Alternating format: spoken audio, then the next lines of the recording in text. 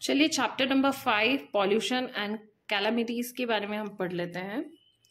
तो इससे जो रिलेटेड क्वेश्चन आएंगे वो ये है, pollution of air water and soil, noise pollution, conservation of air water and soil, global warming and calamities.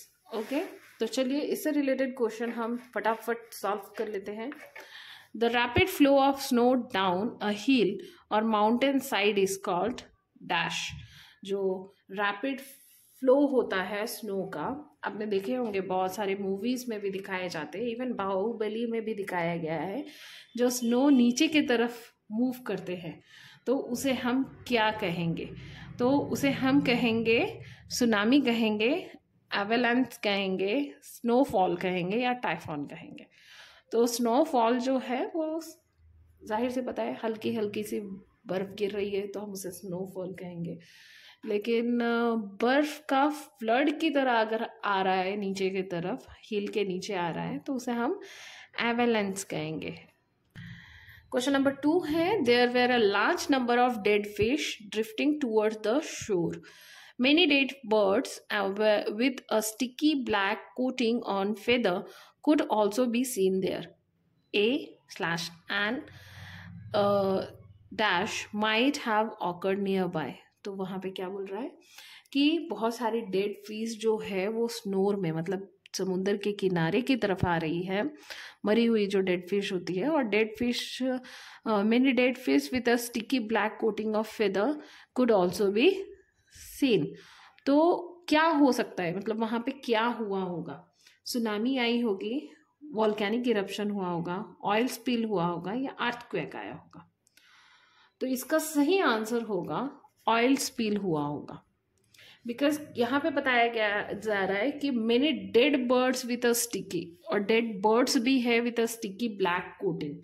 तो जाहिर सी बात है, जब भी क्रूड ऑयल या तेल स्पिल होता है तो फेदर में इस तरीके की ब्लैक ऑयली चिपचिपी सी चीज़ें, ब्लैक कोटिंग देखने को मिलती है जो भी डेड बर्ड्स और फिशेस होते हैं।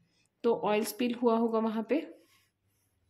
क्वेश्चन नंबर 3 देख लेते हैं। क्वेश्चन नंबर 3 में बोला गया है, select the group in which the odd one is encircled incorrectly. जो ऑड वन है उसे इनकरेक्टली इनसर्कल किया गया है। Loud speaker, radio, newspaper, bell. Option B है paper, wood, cloth, plastic. Option number C है electrostatic, precipitators, scrubber, catalytic converter, refrigerator. तो इसका ऑड वन आउट क्या है? स्क्रबर। ओके।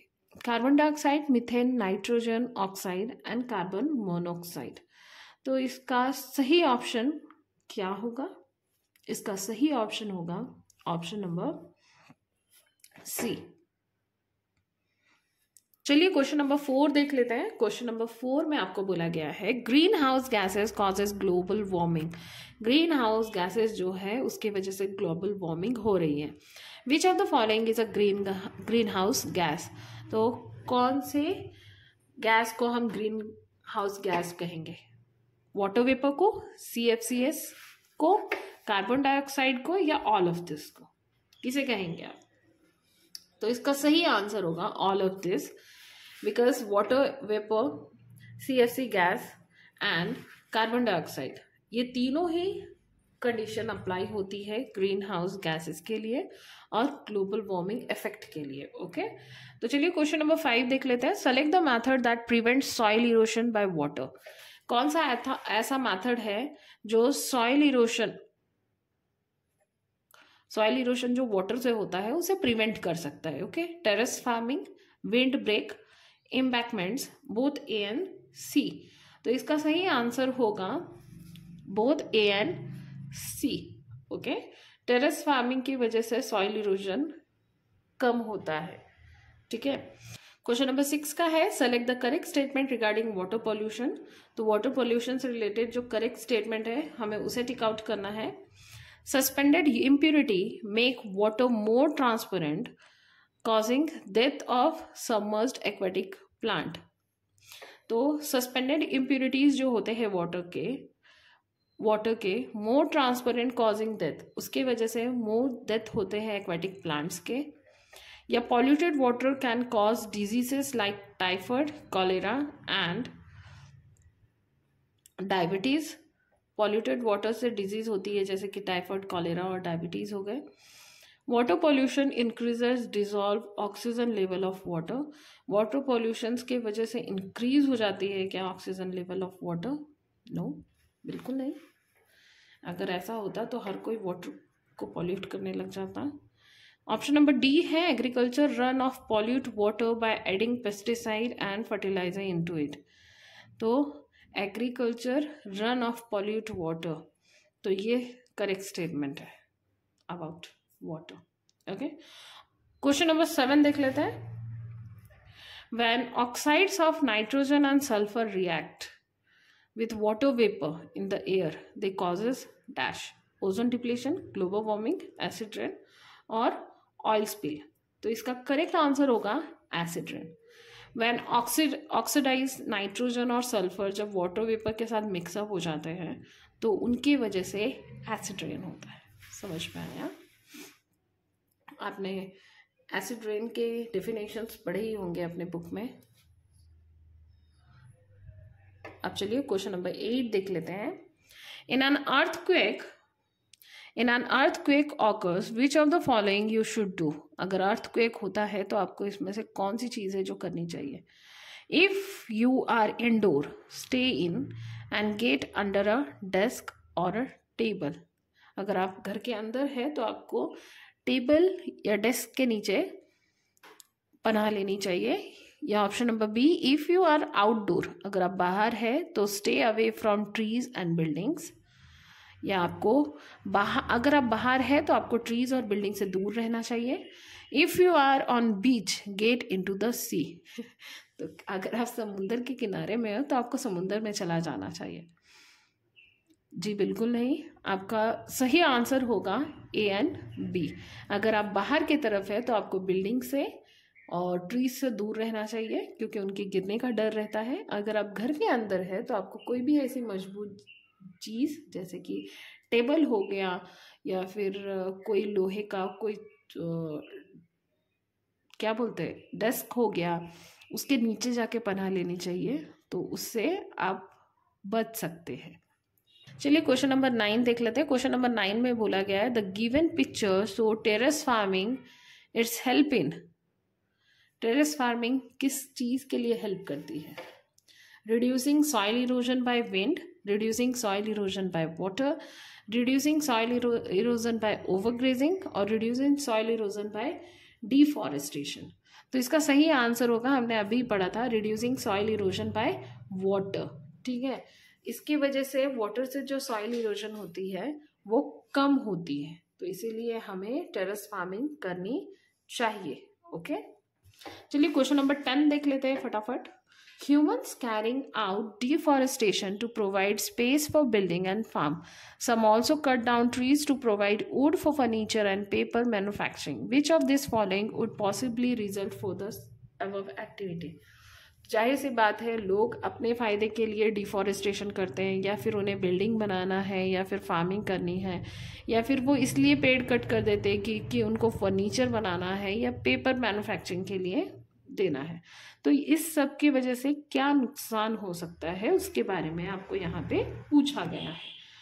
यहाँ पे बोला गया है टॉप सॉइल इरोजन में ऑकर, ऊपर की जो मिट्टी की सतह होती है वो वॉश अवे हो जाएगी। टॉप सॉइल इरोजन में ऑकर सम एनिमल्स में बिकम एक्सटिंक्ट, कुछ एनिमल्स जो है वो पूरी तरीके से दुर्लभ हो जाएंगे या फिर नहीं मिलेंगे।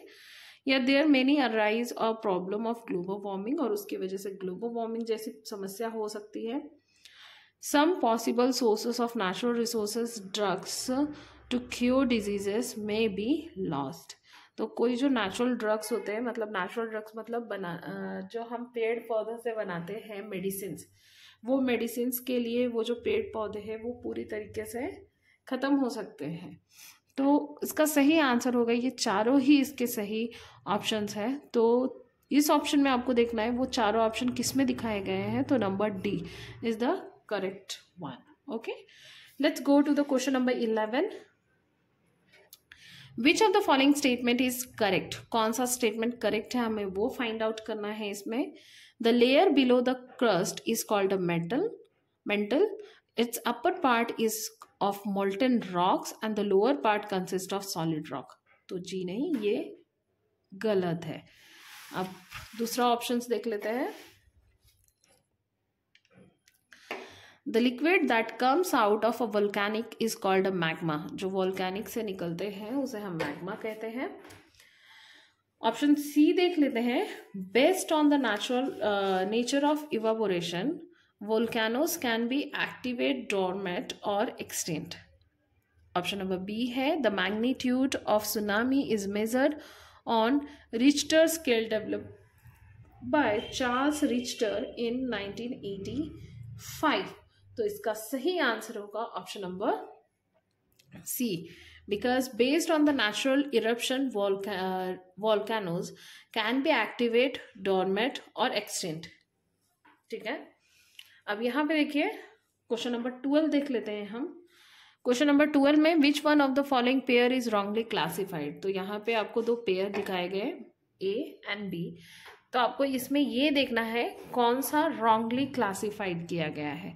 Positive effect on the environment, negative effect on the environment. Option number A में है incinerating rubbish in residential area, covering open dustbin left out in the open, okay, using public transport and cutting down use of fossil fuel, cutting down trees, collecting rainwater for watering garden plant, discharge of agriculture runoff into the water bodies, using recycled material, leaving unfinished food at the canteen table।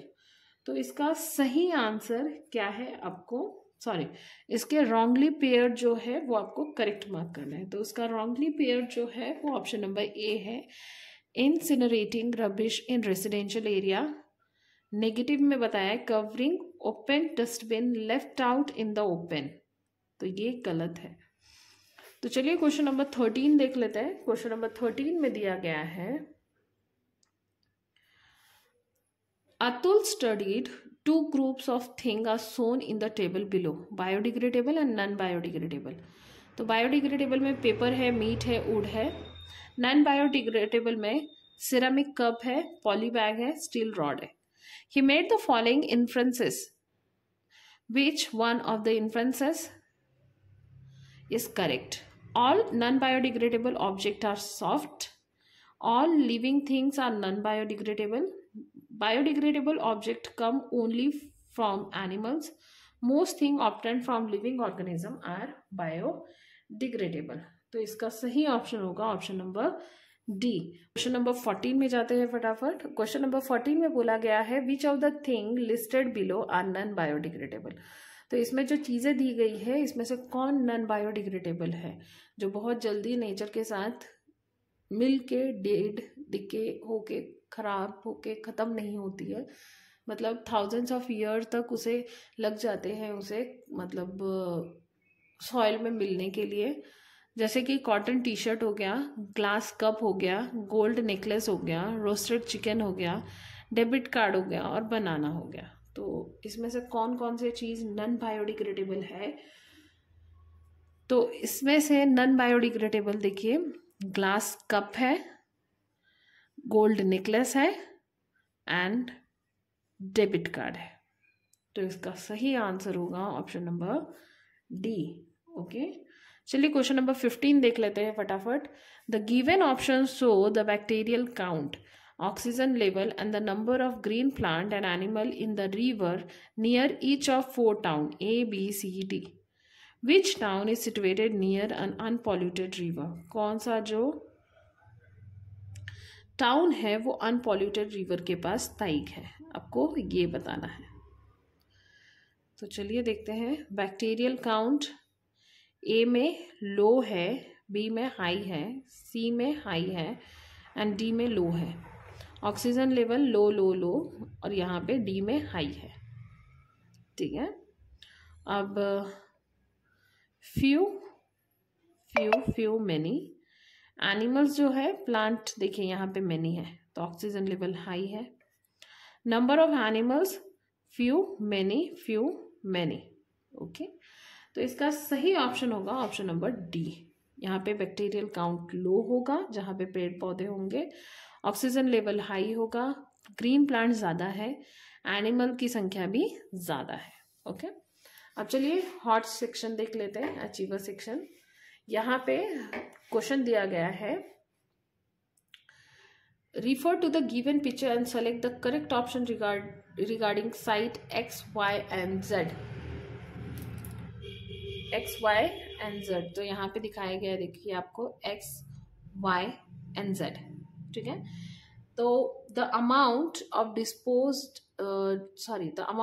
dissolved oxygen could be maximum at the site Z. Number of fish at site X will be more than at site Y.